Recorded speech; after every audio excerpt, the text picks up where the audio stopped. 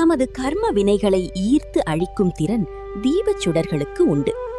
சத்குரு அகத்திய மகரிஷிகள் வழங்கிய அருளுரை. ஈசனின் அடித்தொழுதே அகத்தீசன் உரைக்கின்றேன். அன்பு நிறைந்த ஆன்மாக்களே, இப்பூவுலகம் என்பது தேவலோகத்தை காட்டிலும் சிறந்தது. இயற்கையின் நிதர்சனங்களை எழிலாய் கண்டு களிக்கும் சக்தி இப்புவியினில் வாழ்கின்ற மனிதர்களுக்கே உண்டு. எனது அன்பு பிள்ளைகளே, இப்பூலோகத்தினில் நீங்கள் எத்தனை பிறவிகள் எடுத்துள்ளீர்கள்?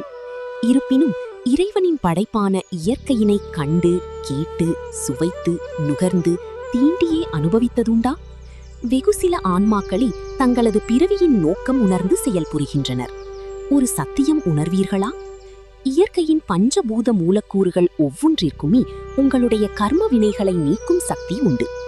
உங்களது இல்லத்தினில் தெய்வ ரூபங்களை அதிக மலர்களால் வண்ணமயமாய் அலங்கரித்து எண்ணற்ற தீபச் சுடர்களை பொருத்தி நீரினை படைத்து பூஜிக்கையில் மனதினில் பெருத்த அமைதி ஏற்படுவதனை உணரலாம். இறுதியில் சில மணித்துளிகள் அனைவரும் ஆழமாய் தியானியுங்கள்.